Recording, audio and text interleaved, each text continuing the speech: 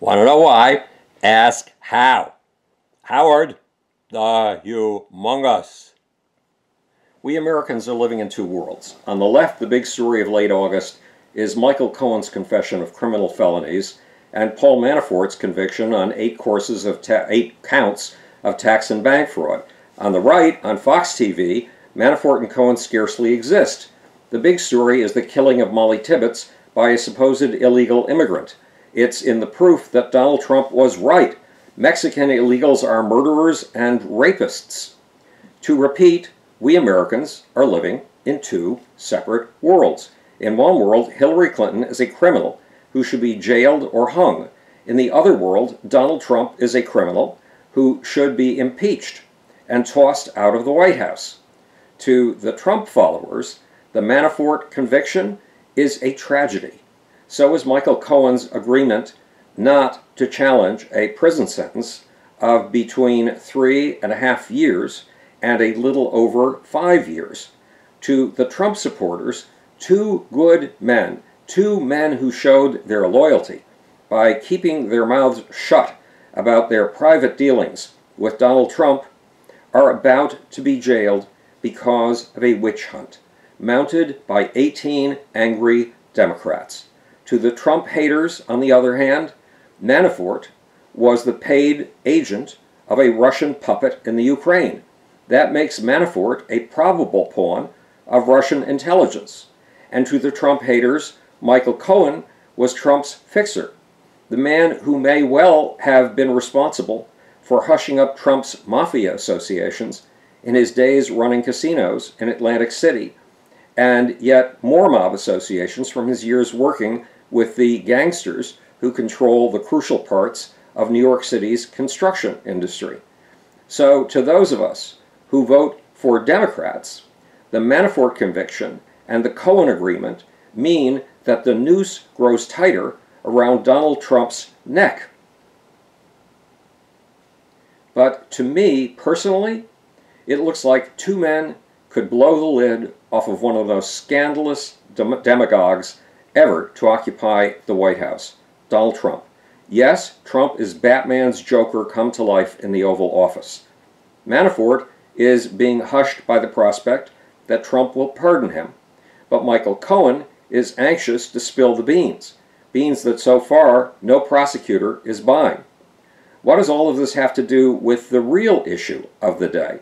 Russia's attempt to use our elections to weaken America, to undermine democracy, to sow discord, and to bolster Donald Trump.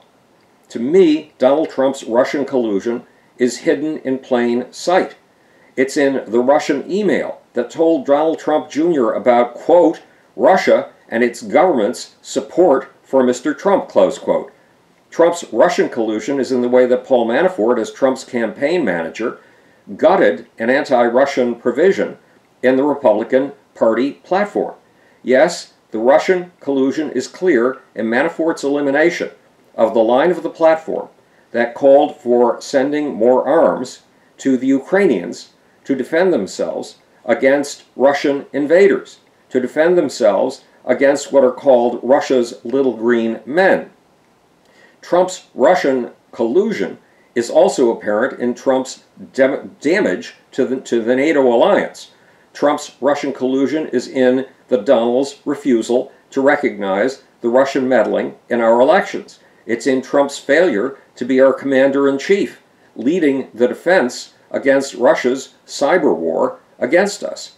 And the collusion is in Trump's obsequious bowing to Vladimir Putin and Trump's determination to see everything Putin's way, no matter how many lies Putin feeds Trump.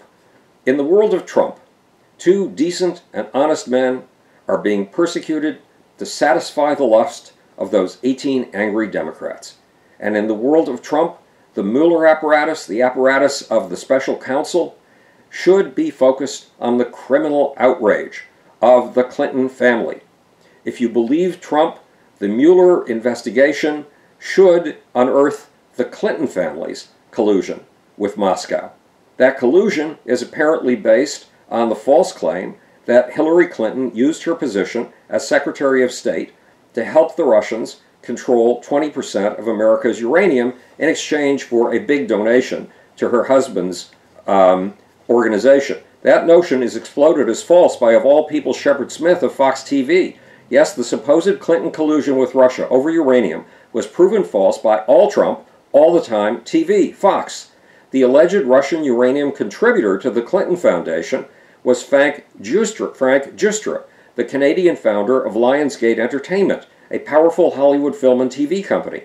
Yes, the supposedly Russian uranium contributor to the Trump Foundation, the supposed Russian, was Canadian.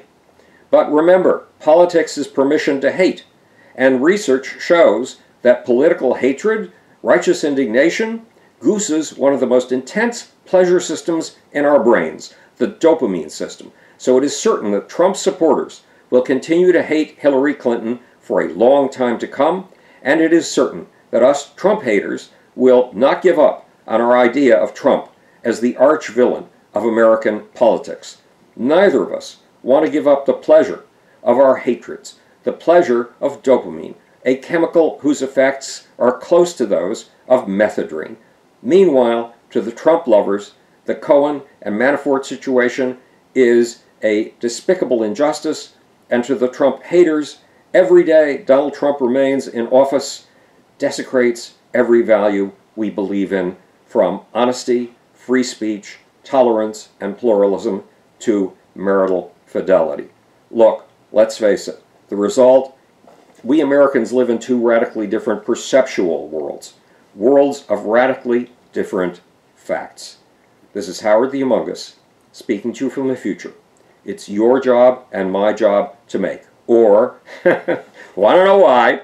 Ask how. And now for that sleazy, insidious little off button that's hidden behind the shroud of the brand new teleprompter. I think I've got it.